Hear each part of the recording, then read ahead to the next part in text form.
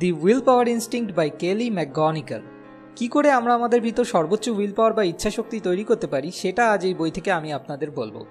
কেলি একজন health psychologist, যিনি Stanford ইউনিভার্সিটিতে সায়েন্স অফ উইল পাওয়ার নামে একটা কোর্সের সাহায্যে স্টুডেন্টসদের নিয়ে বিভিন্ন ধরনের রিসার্চ করে এই বইটি লিখেছেন। তো সবার আগে তো দেখা যাক উইল পাওয়ার আসলে কি। অথারের মতে উইল পাওয়ার হলো আমাদের দুটো ভিন্ন মনের মধ্যে কম্পিটিশনের নাম। একটা হলো যে কিছু চেঞ্জ আনতে চায়, আর দ্বিতীয়টা হলো যে শুধু কমফোর্টেবল থাকতে চায়। যেমন কিছুদিন জেদ করে সকালে ওঠার পর একটা সময় এসে আমাদের এরকম মনে হতে থাকে যে এটা কে, এটা আমি না, মানে ভিতর থেকেই একটা অন্য কোনো আওয়াজ আসে যেটা আমাদের কন্টিনিউ করা থেকে বাধা দেয়। এই দুটো মনের মাঝে কম্পিটিশনের নামই হলো উইল পাওয়ার। অথরের রিসার্চ অনুযায়ী এরকম 5টি রুল আছে যাদেরকে ফলো করে প্র্যাকটিক্যালি উইল পাওয়ার বাড়ানো সম্ভব।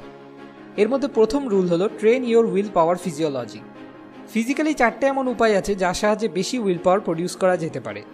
1 নম্বর হলো এনাফ স্লিপ। একটা স্টাডি থেকে জানা গেছে যে কম ঘুমানোর কারণে ফিজিক্যালি আমাদের ব্রেনের কিছু পার্ট কম সক্রিয় হয়ে পড়ে, যে কারণে এরকম অবস্থায় প্রতিটি উইল পাওয়ার চ্যালেঞ্জই আমাদের জন্য খুব ডিফিকাল্ট হয়ে দাঁড়ায়। এই কারণে আমাদের রোজ রাতে অন্তত 6 ঘন্টা ঘুমানো খুবই দরকার। সেকেন্ড হলো মেডিটেশন।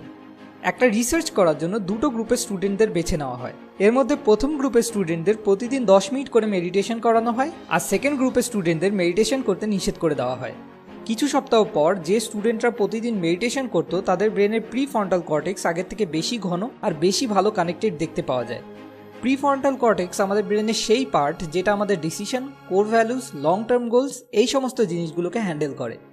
তাছাড়া প্রতিদিন 10 মিনিট মেডিটেশন করার কারণে ওই স্টুডেন্টদের স্লিপ প্যাটার্নেও অনেক বেশি ইম্প্রুভমেন্ট দেখতে পাওয়া যায়। 3 নম্বর হলো এক্সারসাইজ। এক্সারসাইজ করায় কিছু এরকম হরমোন রিলিজ হয় যেগুলো ব্রেনের বিভিন্ন পার্টগুলোকে আরও বড়, আরও ভালো কানেক্টেড রাখতে সাহায্য করে। 4 নম্বর হেলদি ডায়েট। যদি ব্রেনকে একটা এনার্জি এফিশিয়েন্ট মেশিন বানাতে হয় তাহলে তার জন্য একটা হেলদি ডায়েট থাকা খুবই দরকার। বেশি করে শাকসবজি বেস ডায়েট সিস্টেম ব্রেনের জন্য সবথেকে ভালো। এটা ব্রেনের সঠিক উপায়ে এনার্জি ফ্লো হতে সাহায্য করে। এবার সেকেন্ড রুলে আসা যাক। আমি চাই আপনি আপনার শেষ কোনো উইল পাওয়ার ফেলিয়ারকে মনে করুন। যেমন ধরুন আবেগপ্রবণ হয়ে অস্বাস্থ্যকর কিছু খেয়ে নেওয়া, বা কিছু পড়ার উদ্দেশ্যে ইউটিউবে এসে অন্য কোনো বেকার ভিডিও দেখতে বসে যাওয়া। এবার আমাকে বলুন, আপনার কি মনে হয় এই ফেলিয়ারের ব্যাপারে আফসোস করা বা খারাপ ফিল করা, এটা কি আপনাকে নেক্সট টাইম ইমপ্রুভ করতে সাহায্য করবে একটা উইল পাওয়ার সোর্স হয়ে, নাকি এটা উইল পাওয়ারকে আরও নিঃশেষ করে দেবে? আমার মতে বেশিরভাগ লোক বলবে যে অনুতাপ করা বা দুঃখ প্রকাশ করা নেক্সট টাইম ইমপ্রুভ করতে বেশি সাহায্য করবে। কিন্তু রিসার্চ অনুযায়ী এটা সম্পূর্ণ একটা ভুল ধারণা। কিছু এরকম লোক যারা ডায়েটে ছিলেন তাদের ফ্রিতে ডোনাল্ডস খাওয়ার জন্য অফার করা হয়। এর মধ্যে যারা ডোনাল্ডস খেয়ে নেন তাদের নিয়ে দুটো গ্রুপ বানানো হয়, আর তাদের মধ্যে একটা গ্রুপকে কিছুই বলা হয় না, তাদের শুধু আলাদা একটা ঘরে ছেড়ে দেওয়া হয়। কিন্তু সেকেন্ড গ্রুপের লোকেদের বলা হয়, মনে হচ্ছে আপনারা আপনাদের ডায়েটটা ভেঙে খুব গিল্টি ফিল করছেন। কোনো ব্যাপার না, আমরা সবাই কখনো কখনো এরম ভুল করে ফেলি, এর জন্য নিজের উপরে এতটাও কঠোর হবেন না, নিজেকে ক্ষমা করে দিন। এরপর দুটো গ্রুপকেই ফ্রিতে চকলেট অফার করা হয়।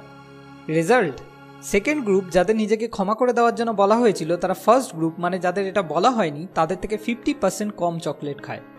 আফসোস করায় আমাদের ভিতরে এমন কিছু খারাপ ফিলিং জন্মায় যেটা থেকে বাঁচার জন্য বা হয়তো শুধুমাত্র মনটাকে সরানোর জন্য দ্বিতীয়বার আবার ওই কাজটা করার জন্য আমরা বেশি আকর্ষণ অনুভব করি।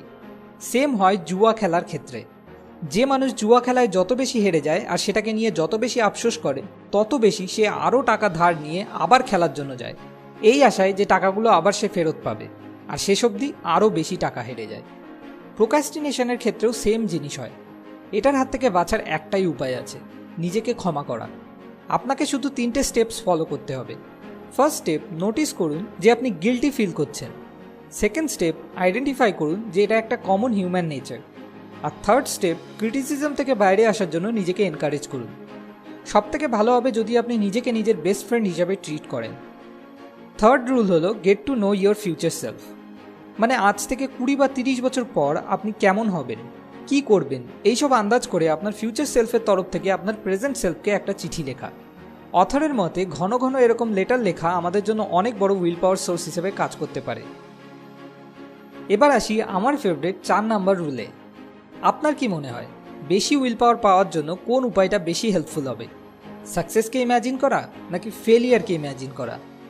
কি বললেন, সাকসেস? সরি, তাহলে এবারও আপনি ভুল বললেন।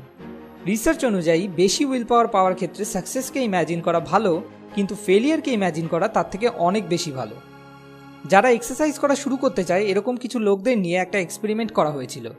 এর মধ্যে প্রথম গ্রুপের লোকেদের সেই সব কথাগুলো বলা হয় যে কেন আপনার এক্সারসাইজ করা দরকার, হ্যাঁ আপনি অবশ্যই করতে পারবেন, ইম্যাজিন করুন যে আপনি এক্সারসাইজ করছেন আর আপনার ওজন কমছে। অন্যদিকে সেকেন্ড গ্রুপের লোকেদের অন্য কিছু বলা হলো। ওনাদের বলা হলো, ইম্যাজিন করুন আপনি এক্সারসাইজ করা শুরু করেছেন আর আপনি ফেল হয়ে যাচ্ছেন। খোঁজার চেষ্টা করুন কি কি সম্ভাব্য কারণ হতে পারে যে কারণে আপনি ফেল হয়ে যাচ্ছেন। আপনি কি কি এক্সকিউজ দিতে পারেন, যেমন ধরুন আমি কাজে খুব ব্যস্ত এখন, বা এইসব আমার দ্বারা হবে না, বা অন্য কিছু। এরকম সময় তখন আপনি কি করবেন, কখন আর কি কারণে আপনি হয়তো এক্সারসাইজ করা বন্ধ করে দেবেন। মানে ওনাদের নিজেকেই নিজের ফেলিয়ারের ডিটেকটিভ হওয়ার জন্য বলা হলো। রেজাল্ট, 1 সপ্তাহের মধ্যে যারা ফেলিয়ারকে ইম্যাজিন করছিল তাদেরকে অন্য গ্রুপ মানে যারা সাকসেসকে ইম্যাজিন করছিল তাদের থেকে দ্বিগুণ বেশি সময় এক্সারসাইজ করতে দেখা গেল। কেননা আমরা যখন শুধু সাকসেসকে ট্র্যাক করতে থাকি তখন আমরা ইনকনসিস্টেন্ট হয়ে পড়ি। যেমন কিছু লোক যারা ডায়েট করছিলেন তাদের বলা হয়েছিল, অসাধারণ, আপনারা আপনাদের লক্ষ্যের খুব কাছে পৌঁছে গেছেন, আপনি এটা অলমোস্ট করে দেখিয়েছেন, এবার এই খুশিতে কি আপনি একটা চকলেট খেতে পছন্দ করবেন? তাদের মধ্যে বেশিরভাগ লোক চকলেটের অফারকে অ্যাকসেপ্ট করে নিয়েছিল। পেসিমিস্টিক লোকেদের তুলনায় অপটিমিস্টিক লোকেরা ফেলিয়ার থেকে বেশি ডিমোটিভেট হয়ে যায়। কোনো বড় একটা গোল সেট করে নেয়, তারপর ফেল হয়ে যায়, শেষ অবধি আর কিছুই করে না। যখনই আপনি এরকম কোনো সিচুয়েশনে এসে ফাঁসবেন, শুধু আপনার এক্সপেকটেশনগুলোকে অ্যাডজাস্ট করে কোনো ছোট গোল সেট করে নেবেন।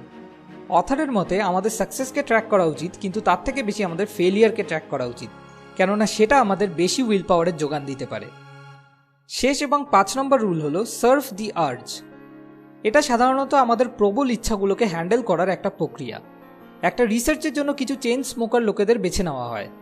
প্রথমে ওনাদের 2 দিনের জন্য একটাও সিগারেট খেতে নিষেধ করে দেওয়া হয় এবং তাদেরকে নজরে রাখা হয়। 2 দিন পরে তাদের প্রত্যেককে তাদের ফেভারিট ব্র্যান্ডের 1 প্যাকেট সিগারেট দিয়ে টর্চার চেম্বারে পাঠানো হয়, যেখানে তাদের কিছু অর্ডারস ফলো করতে বলা হয়। প্রথম অর্ডার, নিজেদের সিগারেটের প্যাকেটটা খুলুন, দাঁড়ান, আপনার ফিলিংসটাকে মন দিয়ে অবজার্ভ করুন। এরকম 2 মিনিট চলার পর সেকেন্ড অর্ডার আসলো, প্যাকেট থেকে একটা সিগারেট বার করুন, থেমে যান, এই সিগারেটটাকে ভালো করে দেখুন আর অবজার্ভ করুন যে আপনার ভিতর কি কি চলছে, কেমন কেমন অনুভূতি তৈরি হচ্ছে। আবার 2 মিনিট চলার পর থার্ড অর্ডার আসলো, পকেট থেকে আপনার লাইটারটা বার করুন, থেমে যান। আবার এরকম 2 মিনিট চলার পর আবার নেক্সট আরেকটা অর্ডার আসলো, সিগারেটটাকে আপনার মুখে নিন, দাঁড়ান। আবার 2 মিনিট পর নেক্সট অর্ডার আসলো। এরকম প্রায় আধা ঘন্টা চলার পর ফাইনালি তাদের সিগারেট খাওয়ার জন্য অ্যালাউ করা হলো। আর পরবর্তী 1 সপ্তাহের জন্য প্রতিদিন তারা এই প্রসেসটাকে কন্টিনিউ করতে থাকলো। রেজাল্ট, 1 সপ্তাহের ভিতরে ওনাদের স্মোকিং হ্যাবিটে 40% রিডাকশন দেখা গেল। এই টেকনিকের সবথেকে মজার দিকটি হলো যে আপনি কখনো স্ট্রেসফুল ফিল করবেন না, এটা একটা মজাদার খেলার মতো লাগবে। কিছু লোক একদম একবারে কিছু ব্যাড হ্যাবিটকে বন্ধ করার চেষ্টা করে আর শেষ অবধি ফ্রাস্ট্রেটেড হয়ে আবার সেই কাজটা আরও বেশি করতে থাকে। অথারের মতে এই কঠিন ইমোশনগুলোর সাথে লড়াই করা সবথেকে বেস্ট স্ট্র্যাটেজি হলো অ্যাকসেপ্টেন্স। এই স্ট্র্যাটেজিতে আপনাকে শুধু ওই ইমোশনগুলোকে, ওই আকর্ষণটাকে মন দিয়ে অবজার্ভ করতে হবে আর বিশ্বাস রাখতে হবে যে এটা শুধুমাত্র একটা ইমোশন, সময়ের সাথে সাথে যেটা পাস হয়ে যাবে, এটা রিয়েল না। আপনাকে ওটাকে শুধু মন দিয়ে দেখতে থাকতে হবে। ফিজিক্যালি আমাদের বডিতে কি কি রিয়াকশন জন্মাচ্ছে সেটাকে নোটিস করতে হবে। যদি খিদে পায় তাহলে ফিল করার চেষ্টা করুন খিদেটা শরীরে ঠিক কোথায় রিয়াকশন তৈরি করছে। এটা কি পেটের খিদে নাকি মনের খিদে? যদি আপনি আরও ডিটেলসে এই রুলগুলোর ব্যাপারে জানতে চান তাহলে নিচে ডেসক্রিপশনে দেওয়া লিঙ্কে গিয়ে amazon.in থেকে আপনি এই বইটি কিনতে পারেন। আরও এরকম ইউজফুল নলেজ পেতে সাবস্ক্রাইব করে আমাদের সঙ্গে কানেক্টেড থাকুন। ধন্যবাদ।